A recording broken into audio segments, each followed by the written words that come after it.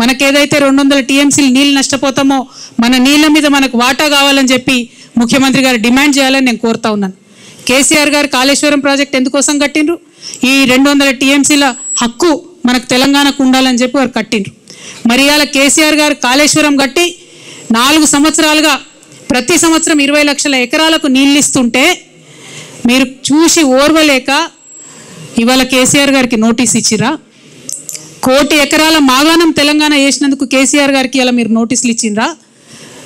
రైతులకు రైతు బీమా పేరుతోనే ఆదుకున్నందుకు మీరు నోటీసులు ఇచ్చిండ్రా?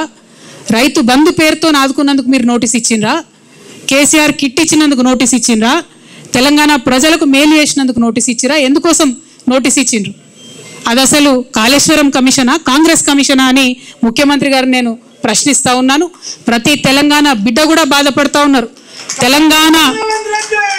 తెలంగాణ జాతిపిత అయినటువంటి కేసీఆర్ గారి మీద మీరు ఇవాళ నోటీసులు ఇవ్వడం అంటే యావత్తు తెలంగాణకు నోటీసులు ఇచ్చినట్టే అని నేను భావిస్తూ ఉన్నాను. ఎందుకోసం ఈ మాట చెప్తా ఉన్నామంటే ఆ బక్కపల్సటి మనిషి ఒకసారి పిడికిలెత్తి బయలుదేరితేనే ఇవాళ తెలంగాణ రాష్ట్రం వచ్చింది. తెలంగాణ రాష్ట్రం వచ్చింది కాబట్టే మీరు ఇవాళ తెలంగాణ రాష్ట్రానికి ముఖ్యమంత్రిగా ఉన్నారు. అది మర్చిపోయి అటువంటి వ్యక్తికే మీరు ఇవాళ నోటీస్ ఇవ్వడం ఎందుకోసం ఇస్తూ ఉన్నారు? మొత్తం ఈ నోటీస్ ఏంది, ఈ కమిషన్ ఏంది, ఈ కథ ఏంది? తెలంగాణ జాగృతి సైనికులంతా కూడా యావత్ రాష్ట్రానికి జూన్ 4వ తారీఖు నాడు ఒక మహాధర్నా చేస్తాం. మేము ఆ ధర్నాలు అన్నీ కూడా వివరిస్తాం. మీ కుట్ర ఏంది, కాళేశ్వరం ఏంది, ఇవన్నీ కూడా వివరిస్తాం. జూన్ 4వ తారీఖు నాడు ఒక మహాధర్నా చేపట్టబోతా ఉన్నాం ఇందిరా పార్క్ దగ్గర తెలంగాణ జాగృతి తరఫున. ఖచ్చితంగా అక్కడ మొత్తం కూడా మీరు ఎట్లా గుత్తేదారులకు వంతబాడుతున్నారు, ఎట్లా తెలంగాణ రైతాంగాన్ని ఎండబెడుతున్నారు, ఎందుకోసం కాళేశ్వరం ప్రాజెక్టు మీరు వాడతలేరు, ఎందుకు నిర్వీర్యం చేస్తున్నారు, ఈ అంశాలన్నీ కూడా తెలంగాణ ప్రజల ముందు బట్టబయలు చేస్తామని చెప్పి ఈ సందర్భంగా మేము తెలియజేస్తూ ఉన్నాం. అదేవిధంగా మీకు తెలుసు తెలంగాణ జాగృతి అనేక కార్యక్రమాలు చేసుకుంటూ వచ్చింది. బీసీ బిల్లు కోసం గత సంవత్సరంన్నరగా మేము పోరాటం చేస్తూ ఉన్నాం. కానీ నిన్ననే ముఖ్యమంత్రి గారు వెళ్ళి మోడీ గారిని కలిసిన దేశ ప్రధానమంత్రిని అనేక ప్రాజెక్టుల గురించి మాట్లాడిన కానీ బీసీ బిల్లు గురించి మాట్లాడలేదు. ఇవాళ బీసీ బిల్లు ఈ రాష్ట్రంలో పెట్టించగలిగినామంటే 1 కాదు 2 బిల్లులు పెట్టించినామంటే దాంట్లో తెలంగాణ జాగృతి యూపీఎఫ్ పాత్ర ఉందన్న విషయాన్ని తెలంగాణ బీసీ బిడ్డలు ఎప్పుడు కూడా విస్మరించారని చెప్పి సందర్భంగా నేను గుర్తు చేస్తూ, మీరు మర్చిపోవచ్చుగాక కానీ మేము మర్చిపోలేదు. బీజేపీ వాళ్ళకి హెచ్చరిక చేస్తూ ఉన్నాం. మీరు బీసీ బిల్లును డీప్ ఫ్రిడ్జ్లో పెట్టే ప్రయత్నం చేస్తే కొన్ని రోజుల తర్వాత మళ్ళా జాగృతి కార్యాచరణ తీసుకుంటుంది. ఖచ్చితంగా కేంద్రానికి సెగదలిగే విధంగా రైల్ రోకా లాంటి కార్యక్రమాలను కూడా తీసుకొని పెద్ద ఎత్తున ముందుకెళ్తామని చెప్పి బీసీలకు 42% రిజర్వేషన్లు లోకల్ బాడీ ఎన్నికలు పెట్టే లోపలనే తెలంగాణ జాగృతి తరఫున పోరాటం చేసి సాధించుకుంటామని కూడా ఈ సందర్భంగా తెలియజేస్తా ఉన్నాం.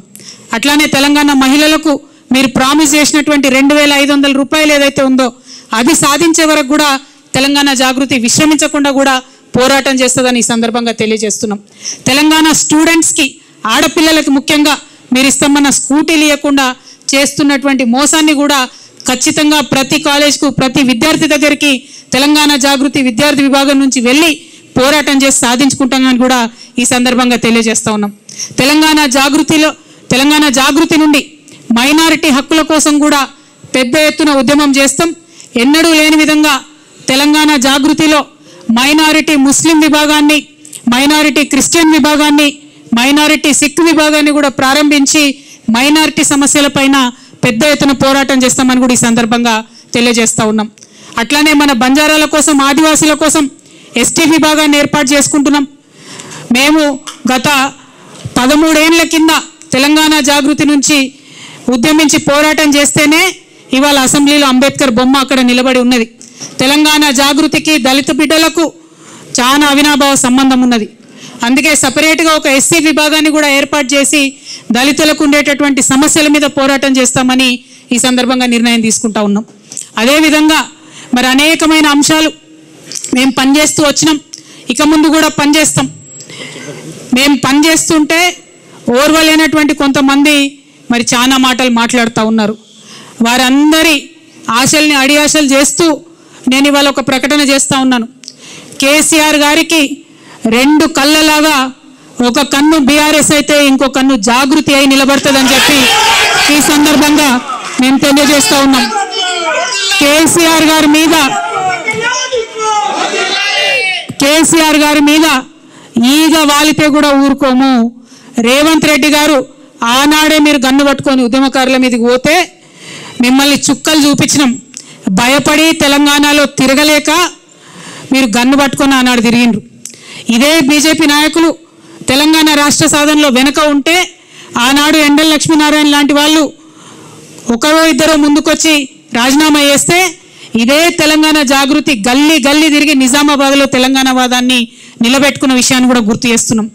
ఇవాళ అంశాలన్నీ మర్చి బీజేపీ వాళ్ళు తెలంగాణ కోసం ఒక్క మాట కూడా మాట్లాడకుండా 8 మంది ఎంపీలను గెలిపించిన నీళ్లు మనవి తరలించకపోతుంటే మాట్లాడకుండా ₹1 నిధులు కూడా కేంద్ర బడ్జెట్ నుంచి మాకు ఇవ్వకుండా మీరు చేస్తూ ఉన్నారు.